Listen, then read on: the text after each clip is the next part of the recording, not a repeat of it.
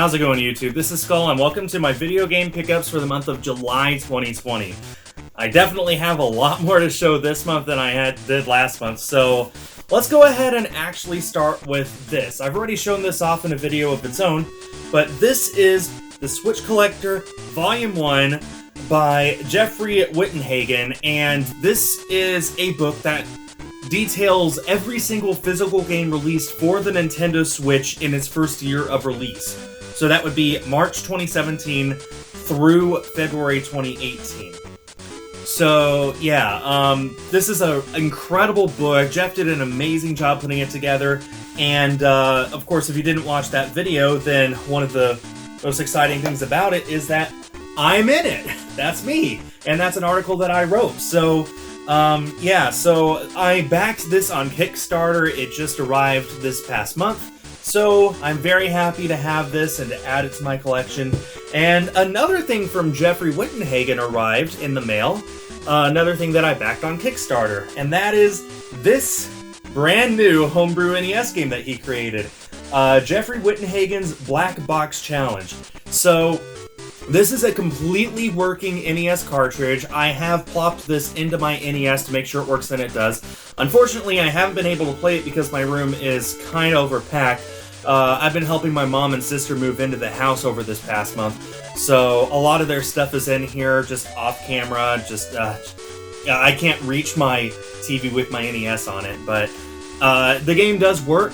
I don't know anything about it, but I did back it on Kickstarter, and hey, got a brand new NES game in my collection, and it comes in this awesome dust cover sleeve with an imprint of the game's logo on it. So yeah, that's pretty awesome. Two awesome things from Jeff this month. And I just gotta say, going back to the Switch Collector, Volume 2 is going to be so big, he's going to have to split it into two books to cover everything that released in the second year of the Switch's release. I'm super looking forward to getting that to both of those books. I'm super looking forward to hopefully contributing to them as well. I'm really looking forward to seeing more from Jeff in terms of Switch Collector books. I also got two PS4 games this month. So this first one I actually picked up from JP from JP Switch Mania. Spider-Man. So this is one of the must-buy games on the PS4. I've wanted to play it for so long, and finally I have a copy of my own. He was selling his copy, and it was a good price, so I hit him up, bought it, and now it's in my hands and in my collection. Perfectly flawless disc. It's just, oh man, super happy with this. I also got a brand new PS4 game that released this month, Sword Art Online Alicization Licorice, which is the newest Sword Art Online game, and if you guys have been watching these pickup series for a while, you'll know that I love this series. I haven't actually watched Alicization, but I know a little bit about it, and hey, it's a new Sword Art Online game. Maybe this will get a Switch release at some point, but even if it does, it'll be a European version, so anyway, yeah, two new PS4 games for me to have in my collection and play when I find the time. So I got my tax refund in like late May, and with it I bought one of the final main series Pokemon games that I was missing complete in box, Pokemon Leaf Green. And due to the pandemic, these games are skyrocketing in price. When I picked up Fire Red, this exact kind of copy of Fire Red, only a year ago now, it only cost me about like 95 bucks. This, I was happy to get it for 175. I'm telling you, video games of all kinds are just going up in price. Like, man, it's hard to believe that this was just, man, a fraction of its price a year ago, but now, yeah. But I was happy. I got this complete in box. It even came in this nice protector case, which inspired me to get protector cases for all my other Pokemon games, or at least the Game Boy and Game Boy Color and Game Boy Advance games. So yeah, thanks to this. Oh, and it's the Player's Choice version, and it does come with the wireless adapter. So this is 100% complete. Everything in here was in here when it was first brought from the store. And I'm very happy with the condition as well. At least it's not like my Sapphire, which you can probably see there has problems on the front. Man, even replacing the box on Sapphire is going to cost me an arm and a leg. But thanks to this, I'm now down to only missing one main series Pokemon game from my collection, Pokemon Yellow. And my goal is just to get that by the end of the year, and then I'll have every single main series Pokemon game complete in box, as if I had just bought it from the store the day it was released, and it has everything there except for the shrink wrap it came in. Very, very happy to finally get that. And I figured since I was so close to completing my main series, I should really focus on getting all of the side games, especially right now while they're relatively cheap before everything skyrockets in price. So I ended up picking up a few games that I was missing for not too much. I think I spent $25 total on these 3 games. Anyway, I picked up Pokemon Ranger Guardian Signs for the DS. I have the original Pokemon Ranger game. I haven't played it yet, though. But now I got Guardian Signs, which leaves only one game that I'm missing. Is it Shadows of Almia? I picked up Pokemon Rumble Blast for the 3DS, and thanks to this, I'm now only missing 3 3DS Pokemon titles: Rumble World, Art Academy, and I forget the other. Oh, Super Mystery Dungeon. Super Mystery Dungeon is currently the most recent Pokemon game of any kind that I am missing. And I'm shocked that I didn't own this and that I've never played this before now. Pokemon Battle Revolution for the Wii.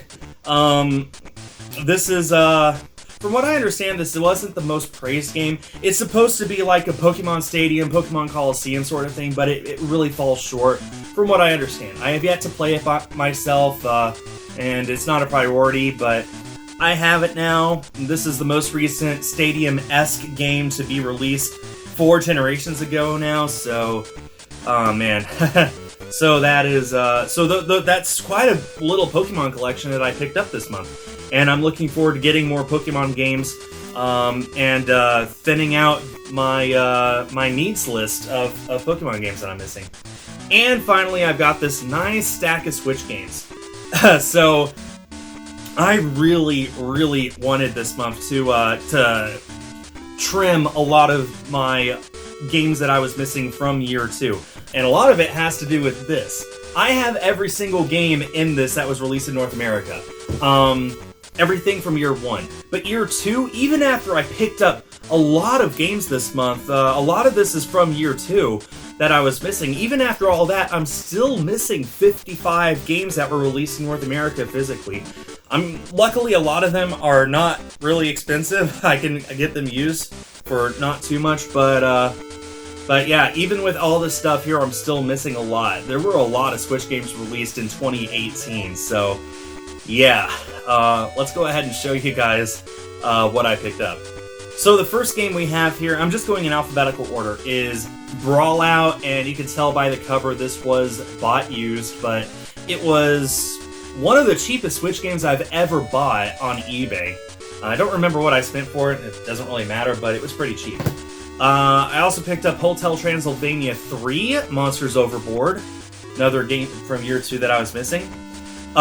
This was the game that was the farthest back in time that I was missing. So, thanks to me buying this game, I now own every physical Switch game released in North America from launch day up through when this game released and beyond. This was the farthest back game I was missing when I got it. The Lost Child. And for some reason, this is a kind of rare game.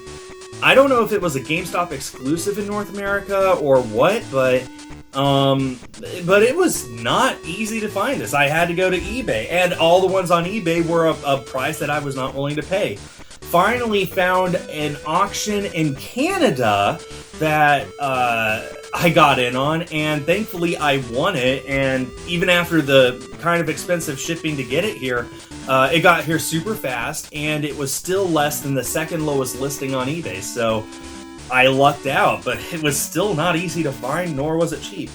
This is a game I actually already had digitally, Mario Tennis Aces. And there was like a 1.5 year time span there where I was a Nintendo brand ambassador.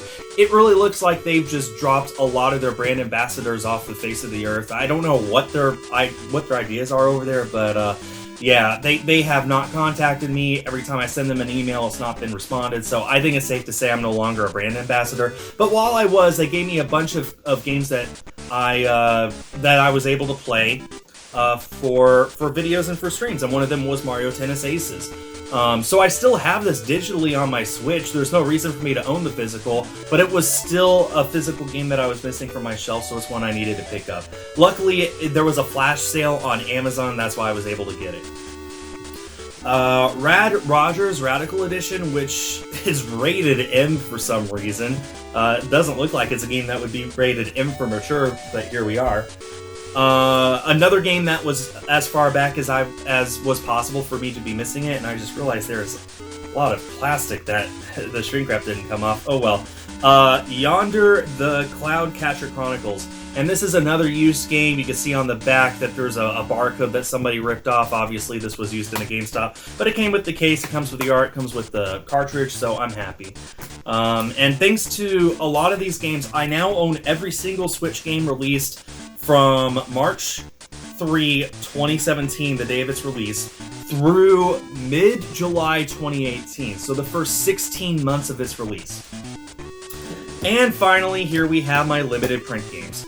So, first off, we have Real Mist from Limited Run Games, and I didn't pre-order this. This ended up getting a Best Buy release, so I just went to Best Buy and bought it. This is one I pre-ordered, Streets of Rage 4. And there was a lot of controversy because right when they started selling this, it came out that, oh, this isn't exclusive to LRG. Strictly Limited Games got a copy, it got a retail release, there were a lot of places that were selling this, and LRG were so defensive. Like, if they had known that it would be getting a retail release, they wouldn't have signed for it. But by the time that was announced, I had already pre-ordered my copy, and I thought, you know what, I'll just keep my pre-order, it's not that big of a deal to me. I will need to eventually get the retail release for my collection, though. Just the way a collector's mind works, people. And finally, we have Ghostblade HD from East Asia Soft. Notice the shirt. They did not send me this game for free. I bought this long before I became a partner with them. And it just now got here. And this was stuck in the Netherlands for 2 months because of shipping issues. But it's here. I'm happy. Those are my pickups for July. So thanks everyone so much for watching. Please let me know what your favorite thing is that I got this month. It's really hard for me to decide between the Switch Collector Year 1 and Pokemon Leaf Green. I'm looking forward to seeing what I get next month, and make sure you keep watching because my plan is by the end of the year to get Pokemon Yellow, put it on the shelf, and complete my main series Pokemon collection. Hope you guys stay tuned. Thanks everyone for watching. Have a good day. Bye guys.